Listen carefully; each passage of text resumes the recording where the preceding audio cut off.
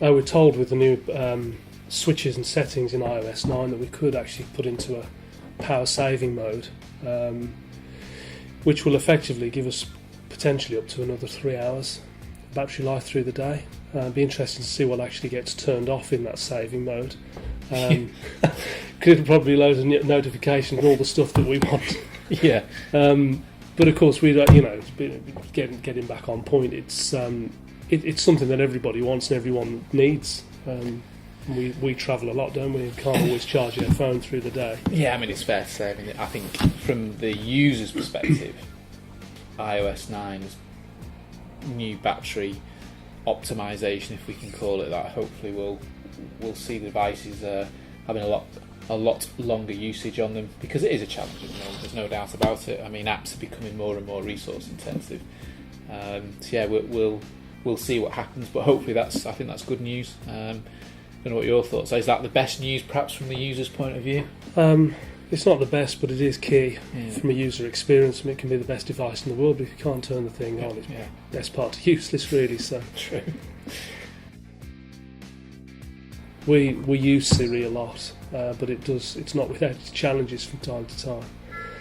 But I think the proactive element of Siri is going to be really interesting. So, for example, just put that into a bit of a user experience. If, for argument's sake, every time you get in your car you listen to an audio book, the Siri will automatically help the device launch the audio book channel. So it's an instant playback. So those of us that use Spotify a lot, because that's a bit of a challenge in the car, but I'm quite liking the sound of this because I can see lots of but will you be scenarios. still using Spotify though with Apple's other announcement? Well, this is the question. The likelihood is no, because of family membership, which is the big hang-up for me with Spotify. But yeah, I mean, the new Apple Music or Apple Beats with family membership is going to be life-changing for a lot of people.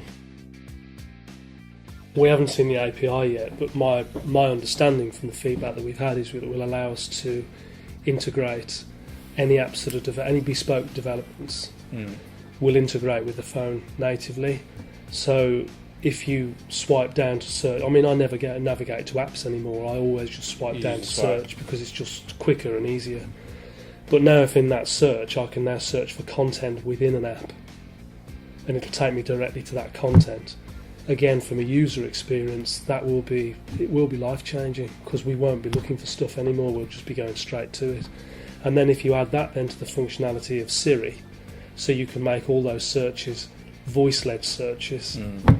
Well, I think that's the interesting bit. Yeah, that's where it comes into its own, really, because then if you've got users in the enterprise with Watch, and they're being able to search by making a call to the Watch and getting the information on the device, which obviously could be iPad or iPhone, that in actual fact is a much more efficient way of finding information. Because nothing worse is than not being able to find. You know it's there, but not being able to find it. There's just nothing worse. I think for me, one of the biggest announcements that I'm really intrigued about, and I think we probably won't cover all this in this session, because I know we're going to be doing a podcast with Larry, one of our senior developers, on this, but is the fact that Apple with Swift now have made it open source, and I think that's a big leap, and that's going to be really interesting. The fact that Apple have also now made it their kind of new music service is going to be available on Android. I think there's some really interesting things, very exciting things happening. But Swift going open source is a big one for me. Yeah, we've used the phrase, haven't we? They're moving to the masses. Yes, absolutely, and I think that's probably the best way that we could coin it, really.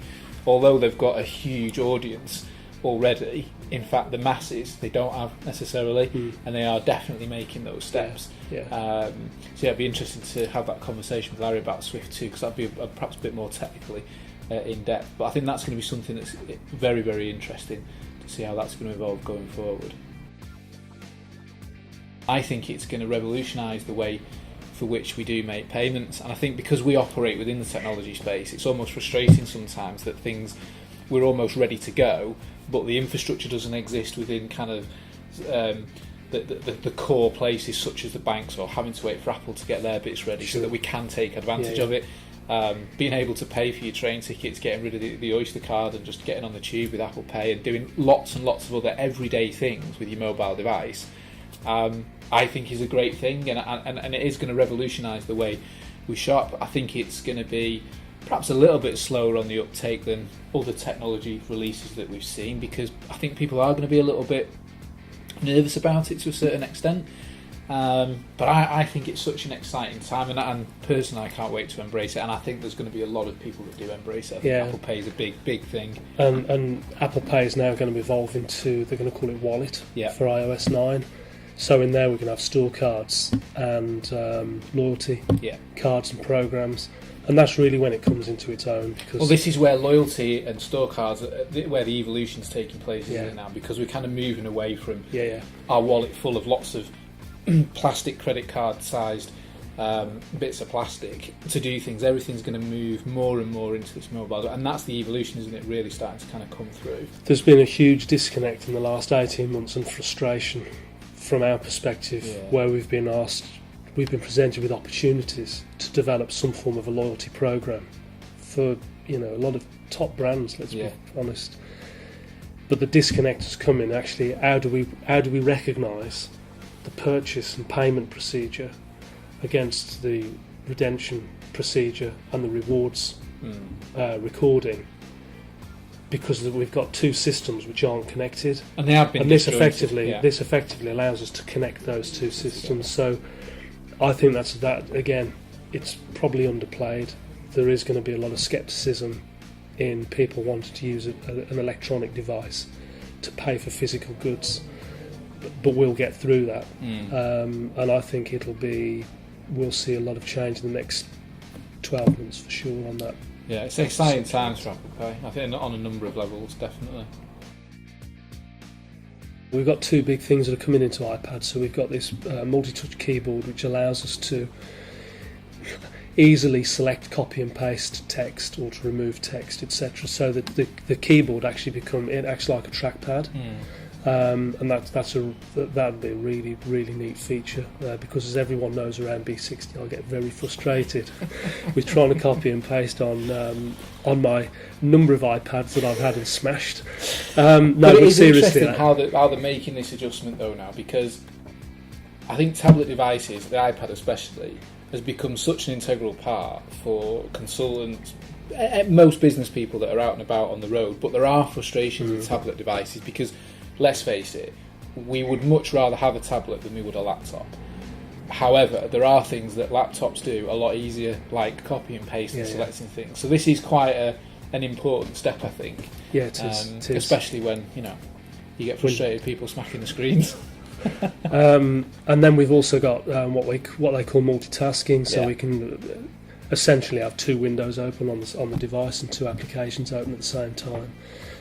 Again, very, very useful, because switching apps is okay when you've only got a couple of three open, but if you've got a great number of apps open, which you need for your day-to-day workflow, it becomes a bit of a pain. So really looking forward to those features on iOS 9 for iPad. Yeah, it'd be interesting to see how it all pans out. Well, iOS 9 will be released for beta into developers in the coming weeks as we move into July. It actually will come out for launch release to the consumers and users of mobile devices in September. So as we move into the autumn, or as our Americans call it, the fall, which is a little looser than September. But if we follow the previous protocol, it would be September. Yeah, we expect September. The beta release, incidentally, is going to be available to the public, so you can sign up for beta release. Oh, really? In July, which I think a great number of people will do, but you've got to be prepared then for crashes and bugs and wipes. So we would probably recommend you didn't do that. Certainly, you could certainly do it towards end of August. But there's been some bitter experiences before with beta release, and people just jumping in feet first and then realising it doesn't work. So, but it's available beta release in July. Thanks for watching our B60 video blog. We'll be back in a couple of weeks to bring you all things mobile. See you then.